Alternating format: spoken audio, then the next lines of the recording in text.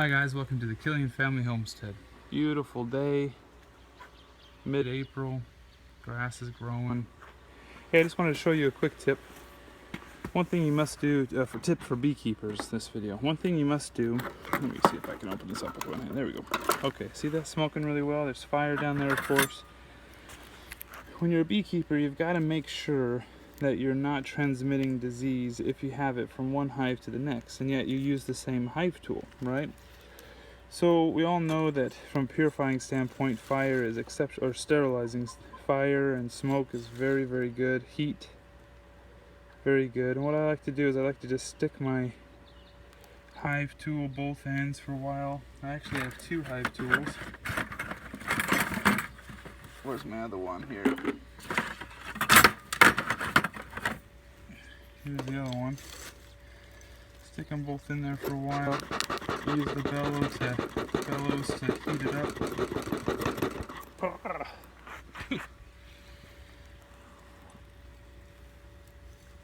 Okay, nice and hot. You see it's melting everything because it's so hot. All the wax and stuff in there. The residue wax and propolis that was on the hive tool. And this way you're just killing off bacteria, fungal disease, all kinds of stuff like that, especially nosema. Nosema is a silent killer, real fast sometimes, so it's important to do that. And then, so it's slippery because I've heated up so much, but you can barely touch it, it's so hot. It works out really well. Anyways, just wanted to share that tip. It's just a one way to your pest management, integrated pest management control can be utilized. You can sterilize before you start working. Thanks guys, see ya. I just want to show the importance of the spring buildup. Number one, you got to have a good queen, right? Number two, you've got to make sure nosema is not an issue. And I've been treating for nosema with tea tree oil all late winter, spring. Look at this. This is in the center of the brood nest. And it's like I've seen frame after frame after frame of this.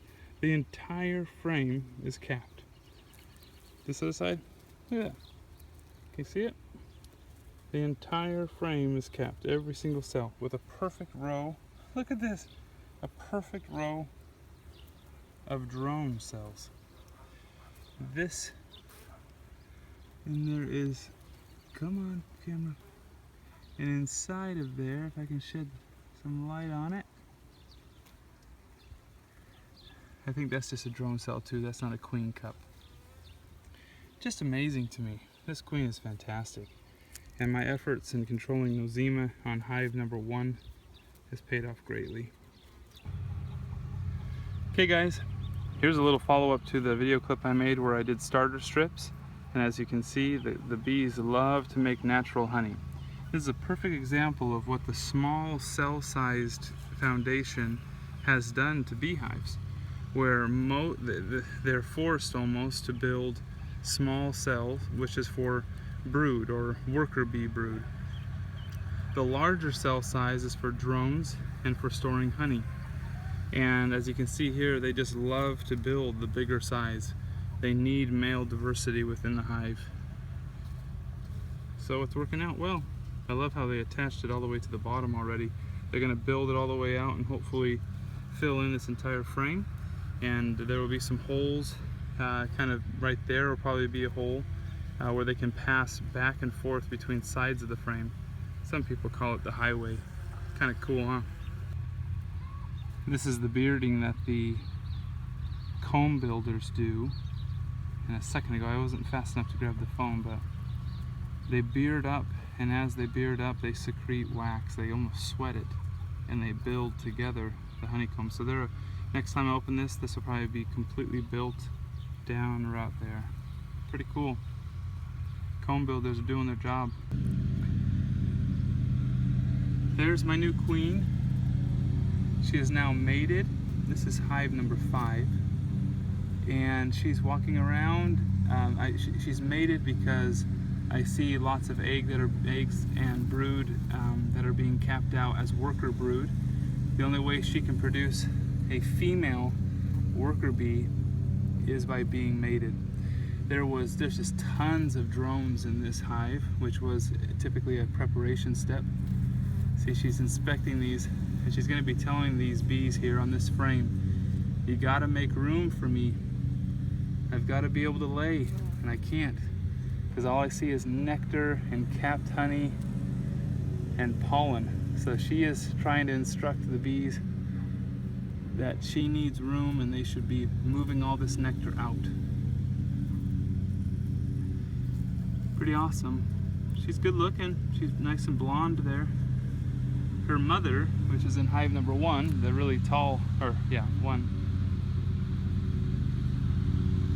The really tall one, she's a little darker.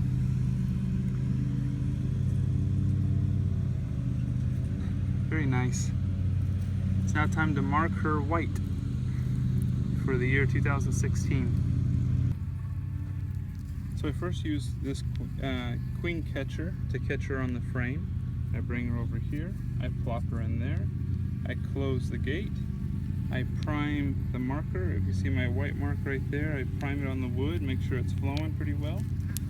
I don't like to have her in the sun, so I should correct that. But now what you do is you just take this and you plunge her to the top.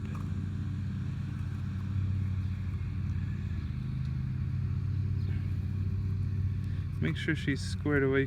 There we go. See, right there. Now I don't like how her leg is poking out there, so let's bring it down a little bit. Oh, she's trying to escape, but she can't. Wait for her to get back onto the sponge part of it, so I can see her back. There it is. And there she goes. I've got her to the top. So when she's like that, you're just going to make soft dabs on the back. Okay, nice round dot. Bring the plunger back down. Put her in the shade for a minute or two. Let her dry off. If you put her in there right away, the worker bees will try to clean off, and they might be successful in cleaning off all the white paint that you just put on there. She's trying to clean herself off a little bit, but it will dry quickly, and then will be easy to mark her, and we'll also know what year she was born instantaneously upon seeing her. There is a color common and standard in the industry for every single year, and that's what you should follow. So I'll let her dry off for a little bit as I think about my next steps here. Okay, Queenie.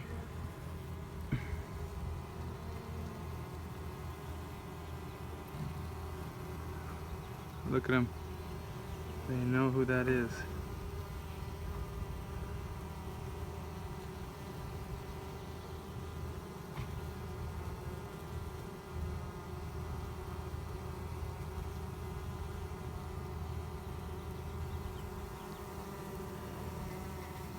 See you later.